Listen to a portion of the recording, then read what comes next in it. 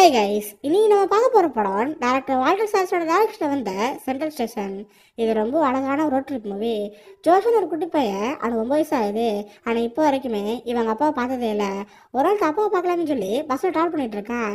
இதை பார்க்குற வயசான டீச்சர் இவங்க கூட ட்ராவல் பண்ண ஆரம்பிக்கிறாங்க. ரெண்டு இடத்துக்கு நடுவில் ஒரு பாண்டு கூட ஆரம்பிக்குது.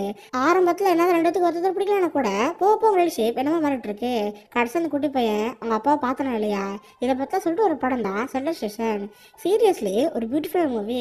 படம் பார்க்கறதுக்கே ஒரு கவிதை மாதிரி இருக்கும். கிட்டத்தட்ட நம்ம தமிழ்லேயே கூட கேடுங்கிற கருப்பு துறை நந்தனாலமா சில படம் பார்த்துருப்போம்ல, அதே மாதிரி ஒரு படம் தான் இந்த சென்ட்ரல் ஸ்டேஷன்.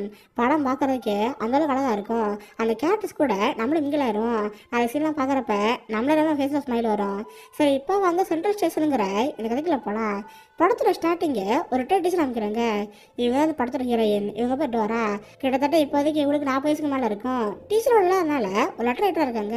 இந்த ஊரில் இருக்கிற முக்காசு பேருக்கு எழுத பிடிக்க தெரியாது. இன்கேஸ் யாருக்காவது லெட்டர் லாஸாக இருக்கும்ல, அவங்க ஏதாவது சொன்னாங்கன்னா இவங்க லெட்டர் எழுதுவாங்க. அதுக்காக ஒரு ரூபா வாங்கிக்குவாங்க. இன்கேஸ் அந்த லெட்டர் அப்படியே போஸ்ட் பண்ணா அது 2 ரூபா வாங்குவாங்க. இதான் வேலை இருக்கும். பார்த்து டெய்லி ரயில்வே ஸ்டேஷனுக்கு நிறைய மக்கள் வருவாங்க. இவங்க டேபிளை போட்டு அவங்க எழுதி கொடுத்துட்டு இருப்பாங்க.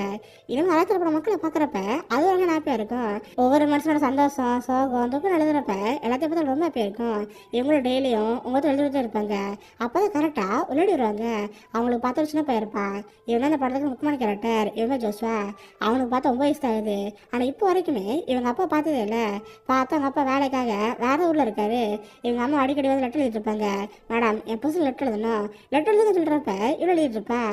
பார்த்தா அந்த அம்மாவுக்கு தான் புதுசு சமூகம் இருக்கும். ஏன்னா இப்போ வரைக்கும் அவங்க புதுசாக பையன் பார்த்ததே இல்லைல்ல.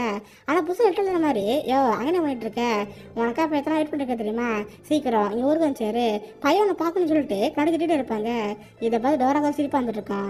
லெட்டர் எழுதி முடிச்சுட்டு, சரி உங்கள் ஹஸ்பண்ட் பேர் என்ன, இப்போ ஒரு எங்கே இருக்கான்னு கேட்டால் அப்போ தான் புதுசு பேர் சொல்லுவேன். அவங்க ஹஸ்பண்ட் பேர் ஜீசஸ். அவரோட டோர் நம்பரே தெரியாது, ஜஸ்ட் அவருக்கு வில்லேஜ் பேர் தெரியும். அந்த பேரை சொல்கிறப்ப இவ்வளோ அடை சொல்லி வச்சுப்பா. அந்த அம்மா அவங்க பையனை கூப்பிட்டு அங்கே கிளம்பிடுறாங்க. சரி, நைட்டு வரைக்கும் ஸ்டேஷனில் இருப்பா.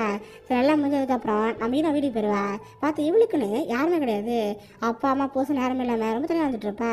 இந்த வயசுலையுமே நம்மளோட ரொம்ப கஷ்டமாக இருக்கும். ட்ரெயினில் போகிறப்பெல்லாம் இவன் மனசில் அவளுக்கு ஒரு ஏக்கம் இருக்கும். பார்த்து இவளுக்கு பக்கத்து வீட்டில் ஐயர்னு இருப்பன்னு இருப்பா.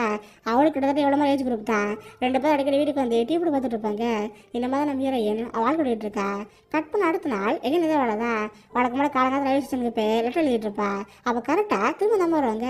மேடம், என்ன ஞாபகம் இருக்கா, நேற்று கூட புதுசாக லெட்டர் சொன்னோம்ல, அந்த லெட்டர் அனுப்பிட்டீங்களான்னு கேட்டால் இல்லைம்மா இன்னும் போஸ்ட் பண்ணுவேன், ஏதாவது பிரச்சனை கேட்டால் ஆமாம் மேடம் எக்ஸ்ட்ரா கொஞ்சம் சேர்த்து எழுதணும், கொஞ்சம் ஆட் பண்ணிங்களான்னு கேட்டால் இவரு எழுதிட்டு இருப்பா. பார்த்தா அவங்க ஹஸ்பண்டுக்கு 2 பசங்க இருக்காங்க. அவங்க பேர் ஐசிஎஸ் மோசஸ். ஆனால் இது வரைக்குமே இந்த பெண் அவங்க பார்த்தது